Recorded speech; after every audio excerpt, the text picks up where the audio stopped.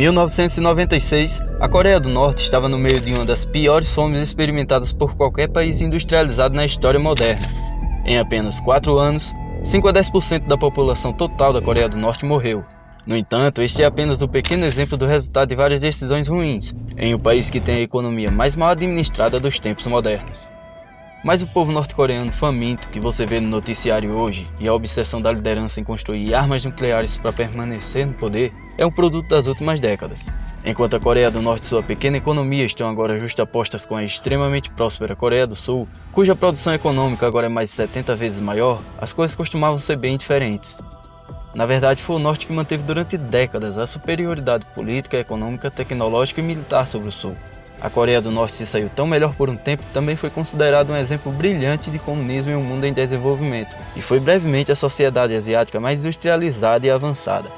Essa é a história de como a Coreia do Norte se tornou tão empobrecida.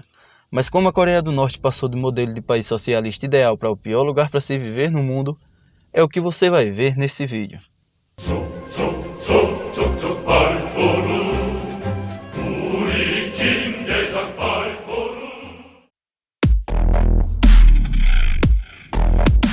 A Coreia é uma região localizada em uma península, cercada pelo Mar do Japão e o Mar da China Oriental. Ela faz fronteira com a Rússia e a China, e fica bem próxima da ilha do Japão. Os estudiosos acreditam que a região já era habitada desde o período Neolítico, por pessoas que migraram da Manchúria e da Sibéria, que eventualmente deram origem à civilização e à língua coreana. Durante a maior parte de sua existência, a Coreia esteve cercada por estados mais poderosos, por isso teve que se adaptar em nome da autopreservação. Existe um ditado famoso em ambas as Coreias de que é um camarão em meio a baleias, e que a península foi invadida 900 vezes nos últimos 2000 anos. Nos últimos 10 séculos, a Coreia tem sido um estado vassalo de várias poderosas dinastias chinesas. No entanto, a China começou um longo e lento declínio à medida que os europeus começaram a conquistar o máximo possível do mundo. Isso deu origem a uma nova potência asiática, que procurou se industrializar e modernizar rapidamente suas forças armadas para que pudesse resistir aos europeus. No final do século XIX e início do século XX, não era mais a China que ameaçava a Coreia, mas o Japão. Em 1910, a Coreia tornou-se uma colônia japonesa oficial. Desde então, até 1945, a Coreia foi explorada além da imaginação. No entanto, alguns desenvolvimentos econômicos importantes aconteceram. A Coreia é incrivelmente rica em recursos naturais. De acordo com um relatório do Goldman Sachs, a Coreia possui depósitos minerais no valor de cerca de 10 trilhões.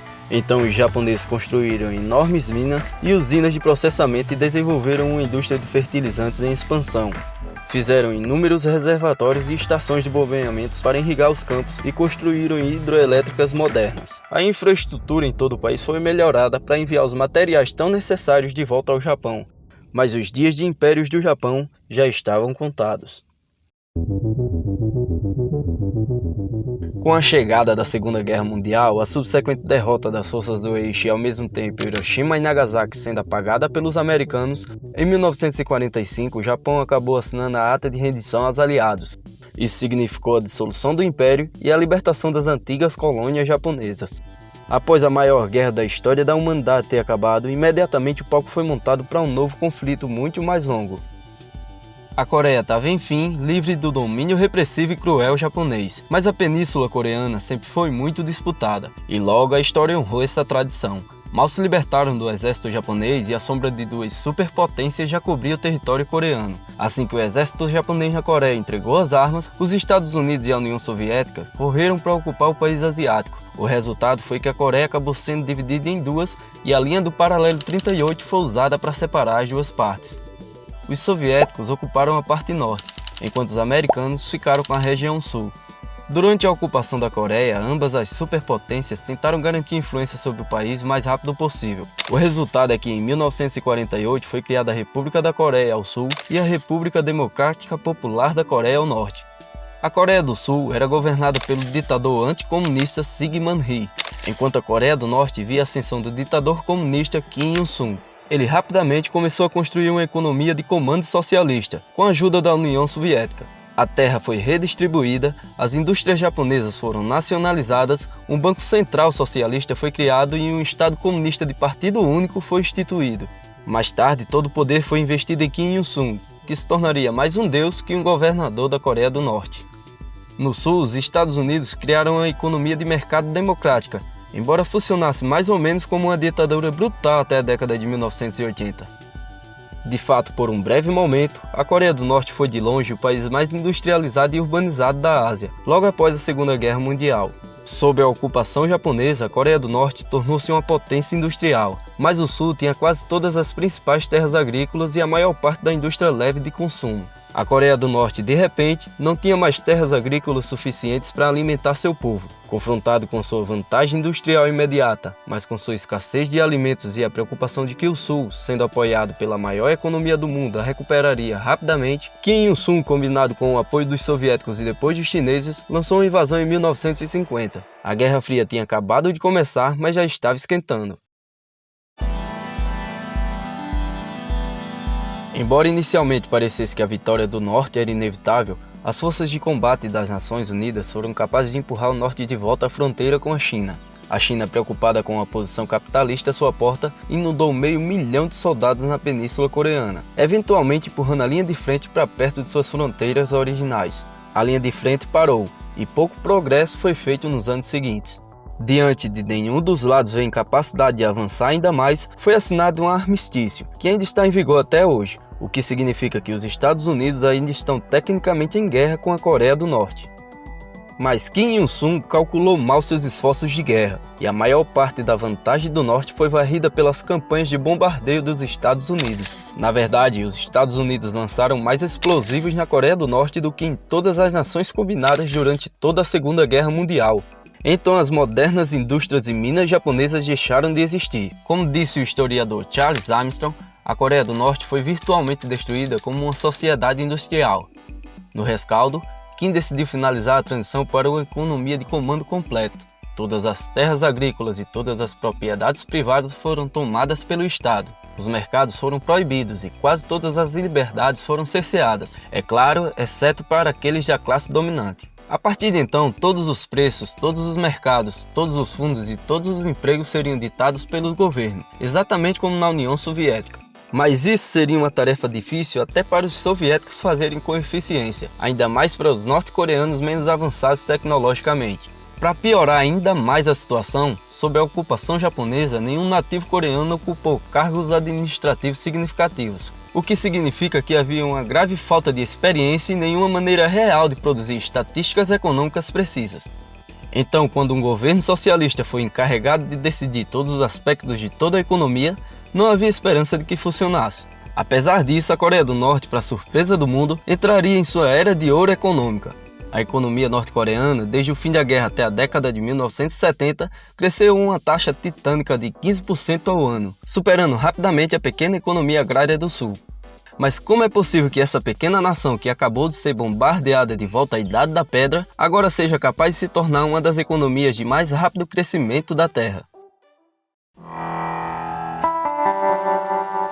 O ressurgimento da Coreia do Norte deveu-se em grande parte a um conjunto único de circunstâncias. No centro de tudo estava o desejo religioso de dominar toda a nação por Kim Il-sung. Ele rapidamente começou a reescrever a história, proibiu a religião, perseguiu seus oponentes políticos e, finalmente, tornou-se a autoridade suprema da Terra. Ele distorceu as teorias marxistas-leninistas em seu próprio benefício. Esse novo domínio político estava enraizado na ideologia do Chuts, que se traduz aproximadamente como autossuficiência.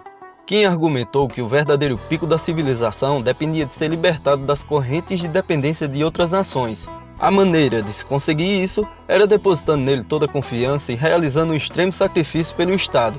Juntamente com a propaganda pesada, a imagem do Estado e do próprio Kim foi distorcida, para se assemelhar de um patriota de família. Isso forneceu a base perfeita para controlar e orientar a restauração da nação e da economia. No entanto, ironicamente e contra as noções de autoconfiança, o ressurgimento da Coreia do Norte foi totalmente dependente de quantidades drásticas de ajuda de outras nações socialistas. De 1950 a 1960, a Coreia do Norte receberia mais de $1,5 bilhão de em ajuda patronal, principalmente da União Soviética. Não apenas isso, mas a China e os soviéticos perdoaram a Coreia do Norte de seus empréstimos de guerra e até enviaram dezenas de milhares de trabalhadores livres para reconstruir a infraestrutura. Junto com seus vastos recursos, mão de obra barata e uma enorme demanda por commodities por outras nações socialistas, significava que a Coreia do Norte poderia ganhar dinheiro rápido vendendo recursos brutos para eles. 2 anos após a guerra, a economia era maior do que nunca e no início dos anos 1960 produzia exponencialmente mais de tudo que a Coreia do Sul, que estava apenas começando a construir sua indústria pesada. Mas como e por que a Coreia do Norte recebeu tanta ajuda econômica? A Coreia era um microcosmo de uma Guerra Fria muito maior. Os soviéticos e chineses não queriam a Coreia capitalista forte, próspera e unida à sua porta. E também queriam enviar uma mensagem às outras nações socialistas em potencial de que seriam cuidadas pelo mundo comunista. Mas o crescimento sem precedentes da Coreia do Norte escondeu as abomináveis falhas estruturais e decisões econômicas catastróficas que a levariam a se tornar o pior lugar para se viver no mundo. Desde o princípio, Kim Il-sung estava obcecado em construir uma indústria pesada, pois em sua mente isso forneceria à economia a autossuficiência que ele tanto valorizava. A indústria pesada é tradicionalmente definida como manufatura em larga escala de capital intensivo, que requer maquinário e instalações pesadas. Mas com Kim alocando 80% de todos os recursos para desenvolver a indústria pesada, ela veio a custas de bem de consumo e o mais importante, da agricultura. Até mesmo Stalin, que enfatizava demais a indústria pesada, estava preocupado com o crescimento econômico desigual da Coreia do Norte. Isso porque a indústria pesada dependia de mobilizar a população camponesa para trabalhar nas fábricas, mas isso diminuía a capacidade de produção de alimentos da nação. Mas, como discutimos anteriormente, sabemos que a Coreia do Norte, mesmo nos melhores momentos, dificilmente é capaz de ser autossuficiente devido à falta de terras aráveis e ao clima severo. Isso não seria muito preocupante, pois qualquer plano economicamente racional usaria sua recente descoberta força industrial para comercializar produtos alimentícios. Mas isso vai contra a ideologia de autossuficiência do regime, e portanto isso nunca aconteceu. Isso então tornou a Coreia do Norte totalmente dependente da ajuda insustentável que recebeu de outras nações socialistas para se alimentar. A verdade é que a falta de dados econômicos suficientes dos norte-coreanos leva a uma escassez significativa o tempo todo. É claro que a resposta de Kim para esses problemas foi na forma de mobilização em massa. Em essência, quando a Coreia do Norte estava com falta de aço, alimentos, carvão ou qualquer outro fator de produção, eles mobilizavam a população para trabalhar mais e mais para compensar as deficiências. A dependência excessiva da indústria pesada e a utilização de movimentos trabalhistas maciços ficariam ainda mais sob pressão no final da década de 1960. Quando a Guerra Fria se aquecia. Ter uma sociedade com o objetivo de autossuficiência significaria que a Coreia do Norte alocaria quantidades drásticas de recursos para os militares. Como tal, e em resposta ao aumento das tensões, a Coreia do Norte empreenderia um esforço militar maciço e a militarização de toda a cultura. Todos os homens de 15 a 45 anos e todas as mulheres de 18 a 35 anos foram obrigados a servir às Forças Armadas. É claro que isso prejudicou drasticamente o resto da economia. Isso nos leva ao próximo grande erro. Em vez de desacelerar os gastos militares, abordando os desequilíbrios fundamentais da economia, mesmo quando as tensões da Guerra Fria esfriaram nos anos 70, a Coreia do Norte começou a contrair montanhas de dívidas para financiar mais a indústria pesada e construção militar. Devido ao abrandamento das tensões na Guerra Fria nos anos 70, as nações da Europa Ocidental estavam agora abertas à ideia de emprestar dinheiro à Coreia do Norte. Em apenas 5 anos, a Coreia do Norte assumiu uma dívida de 1,2 bilhões de dólares que não tinha capacidade de pagar e nem o fez. Nesse ponto, qualquer líder econômico racional tentaria utilizar seus vastos recursos para equilibrar o orçamento e a economia. Mas a Coreia do Norte tinha um problema. Apesar dos anos de instabilidade política e econômica, a Coreia do Sul, na década de 80, estava passando por um milagre econômico. Este foi um grande problema para o regime norte-coreano, pois seu controle de poder poderia ser facilmente quebrado se os norte-coreanos vissem a crescente classe média e o rápido aumento na qualidade de vida que o Sul estava desfrutando agora. Pela primeira vez em sua história, o Sul estava agora em melhor situação que o Norte e avançava rapidamente. Isso foi simbolizado nos Jogos Olímpicos de 88 em Seul. Em resposta, a Coreia do Norte intensificou as atividades terroristas, tentativas de assassinatos e, apesar de sua economia agora estagnada, realizou megaprojetos insanos. Esses projetos eram muito caros, desnecessários e, em alguns casos, falhos desde o início. Eles foram todos pelo menos parcialmente financiados pela União Soviética, mas com o passar dos anos 80, esse fundo começou a secar e todos os terríveis erros da Coreia do Norte estavam prestes a colapsar toda a economia.